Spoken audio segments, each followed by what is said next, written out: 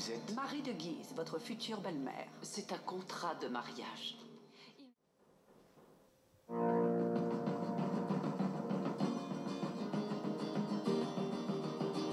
They all need something to hold on to. They all mean well. You could never feel my story. It's all you know.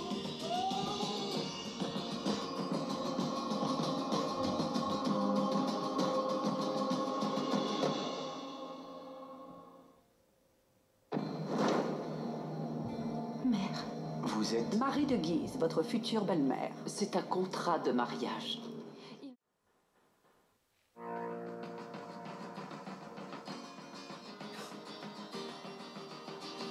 They all need something to hold on to. They all mean well.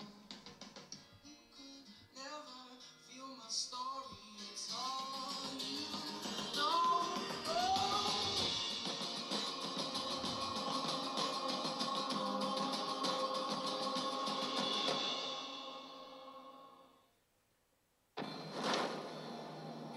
Mère. Vous êtes Marie de Guise, votre future belle-mère. C'est un contrat de mariage.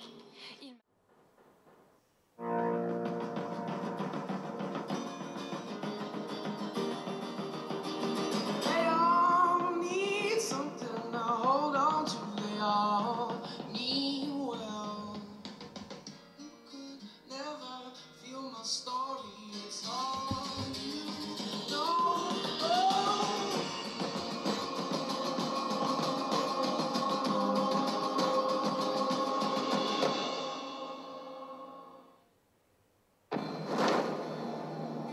Mère. Vous êtes Marie de Guise, votre future belle-mère. C'est un contrat de mariage. Il m'a-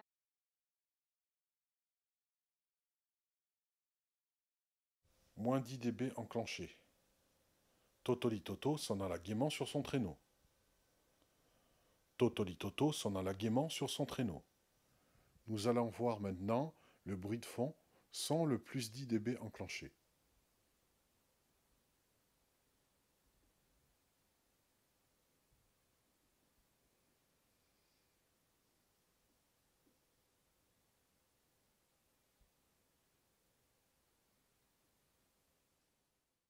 Plus 10 dB enclenché. Totolitoto s'en alla gaiement sur son traîneau. Totolitoto s'en alla gaiement sur son traîneau. Bruit de fond avec le plus 10 dB enclenché.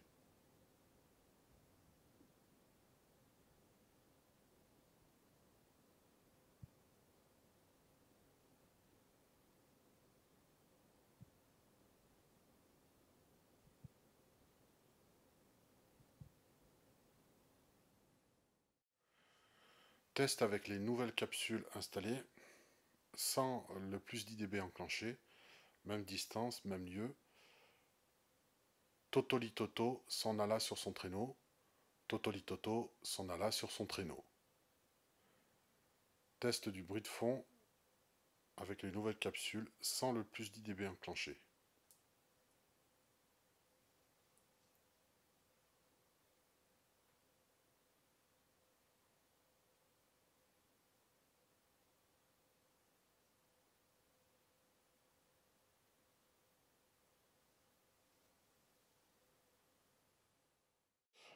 Test sonore avec les nouvelles capsules installées, à plus 10 dB, même distance, même lieu.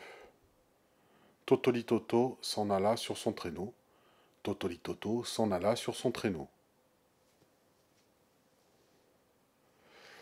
Silence, à plus 10 dB avec les nouvelles capsules.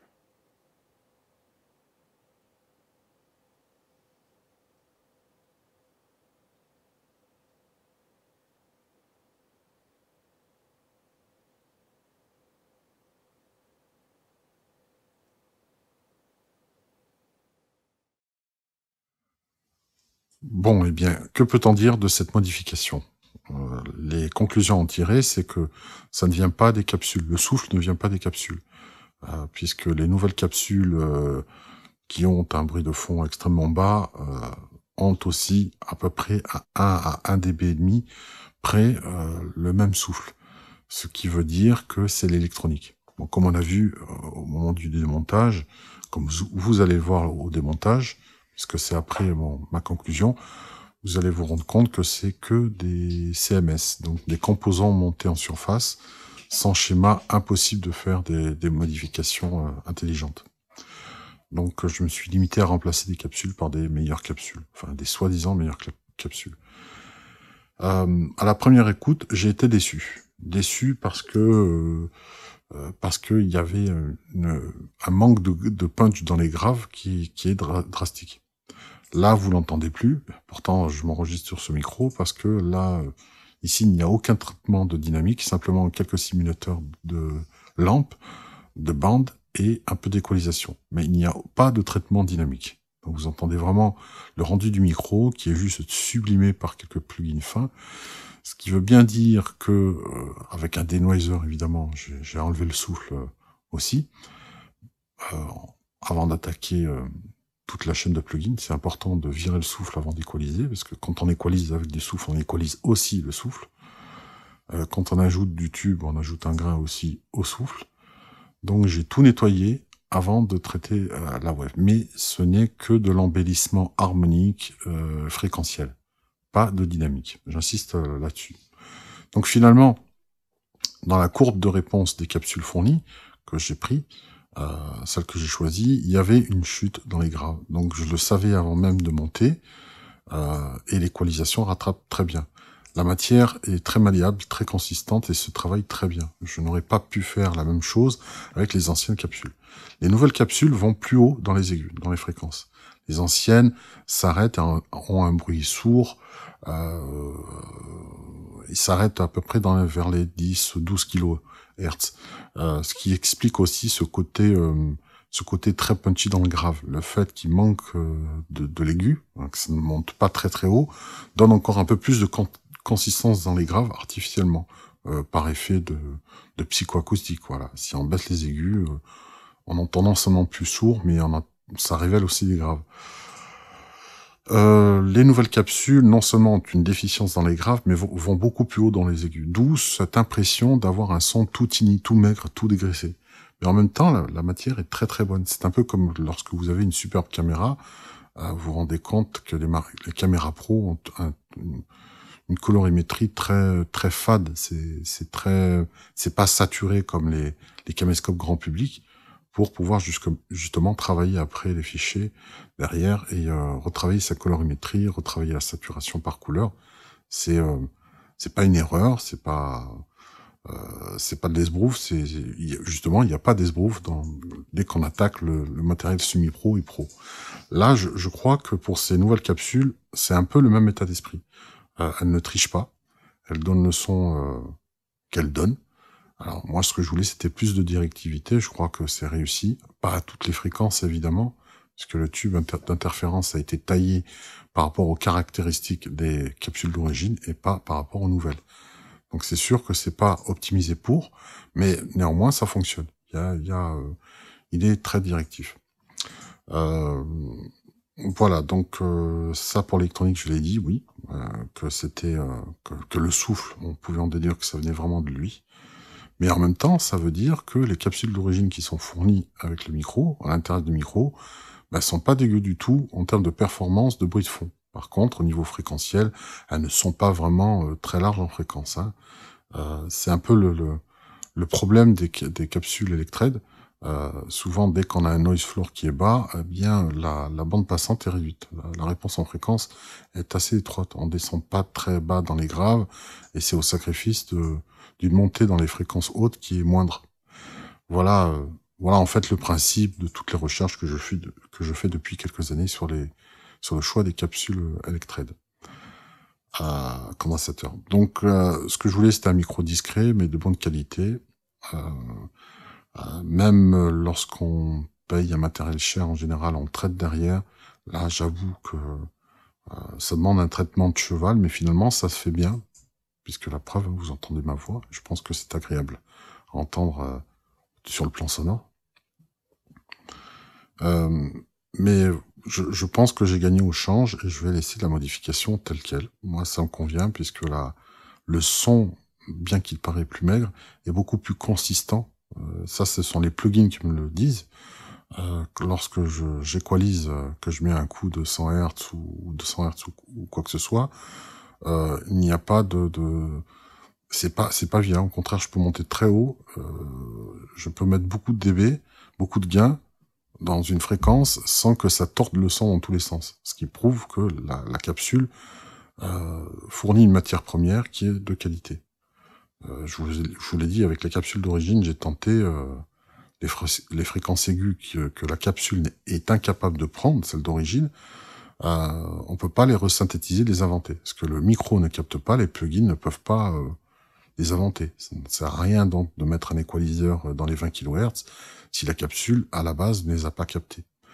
Les nouvelles capsules montent plus haut, donc elles sont plus fines, elles ont beaucoup plus de détails, de brillance, de crisp dans le haut médium et dans l'aigu. Et ça, c'est appréciable.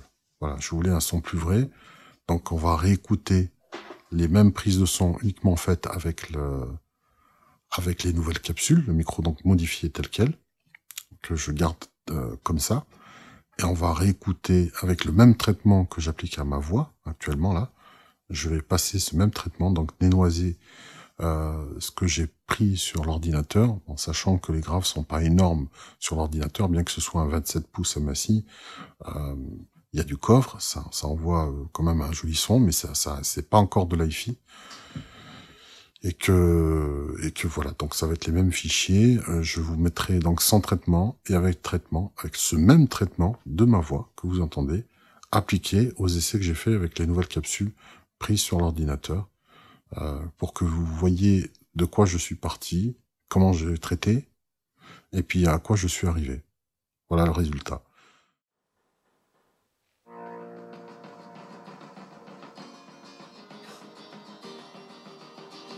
They all need something to hold on to. They all need well. You could never feel my story. It's all you know.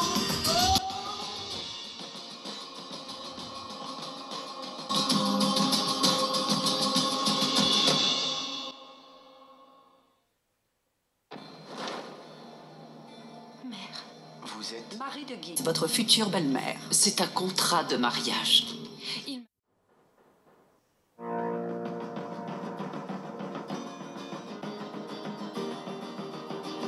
They all need something to hold on to. They all need well. You could never feel my story. It's all you know.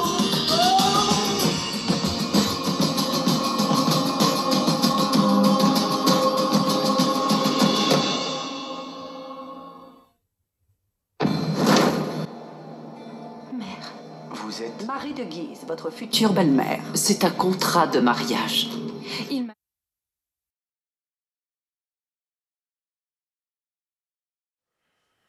Test avec les nouvelles capsules installées, sans le plus d'IDB enclenché.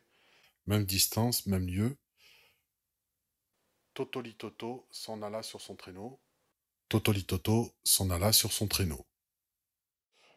Test sonore avec les nouvelles capsules installées. À plus d'IDB, même distance, même lieu. Totolitoto s'en alla sur son traîneau. Totolitoto s'en alla sur son traîneau. Voilà, j'espère que vous avez apprécié cette review et que ça encouragera certaines personnes peut-être à faire des modifications eux aussi, à chercher des capsules, à partager. N'hésitez pas à mettre un commentaire en dessous si vous avez des idées. Pas sûr que je les prenne parce que je vais m'arrêter là, mais si un ingénieur en électronique passe par là et se sent de refaire un PCB avec avec un meilleur préampli pour sublimer le tout, je ne serais pas contre pour collaborer. Ça serait même sympa pour travailler dessus.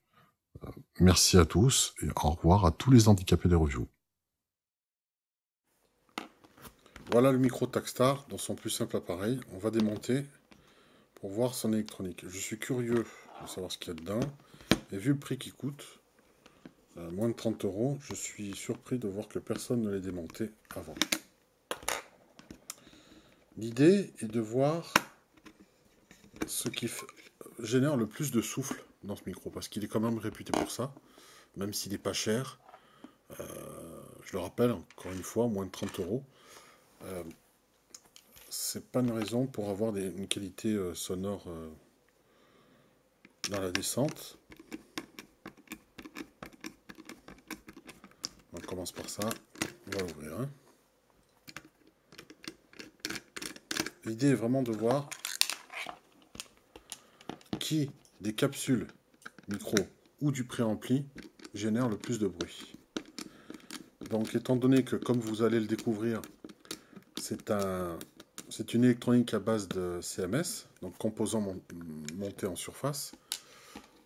Sans les schémas, il y a peu de moyens de modifier l'électronique. Donc la seule action que l'on peut avoir, c'est de changer les capsules. Je ne donnerai pas la référence des capsules, ça reste mon secret. Mais je veux juste voir si les performances sont meilleures.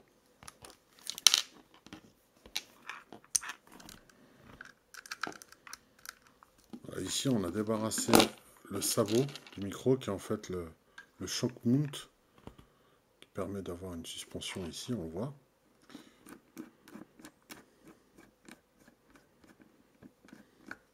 Découvrons l'intérieur.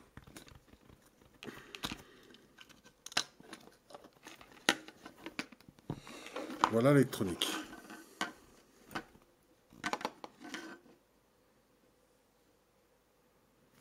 Donc on va quand même le démonter, l'ouvrir. Maintenant on va doucement enlever ici. Ceci. Et on va pouvoir retirer tout doucement le canon. Voilà. Donc c'est bien ce que je pensais, il y a bien deux capsules ici. Alors à l'arrière c'est complètement bouché. C'est chiant ça, pénible. On flatte, normal. Le son est directif, ça va. Il a tendance à annuler les sons qui viennent sur les côtés grâce au tube à interférence qu'on a là. Donc vous voyez bien que l'électronique ici est tout à coup de CMS. Que de l'autre côté, vous avez encore des CMS, donc composants montés en surface et les trois switches, le on-off, le plus 10 dB et le filtre coupe-bas. Mais on ne peut pas vraiment modifier grand chose. Ça va être difficile. Donc, je vais changer uniquement les capsules. Alors là, je n'ai pas fait encore de modification. Mais vous allez entendre, vous entendez certainement le son issu directement du micro. Désolé pour les bruits de manipulation, il est bien en route. J'ai mis la pile à l'intérieur, provisoirement. Je vais juste voir quels sont les micros qui fonctionnent.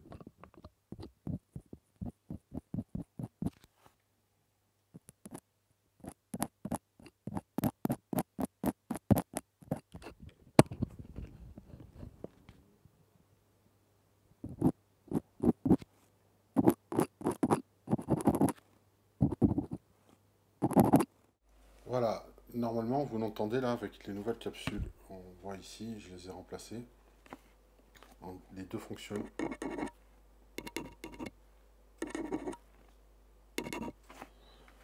Elles ont un son identique là. Je vais essayer de booster.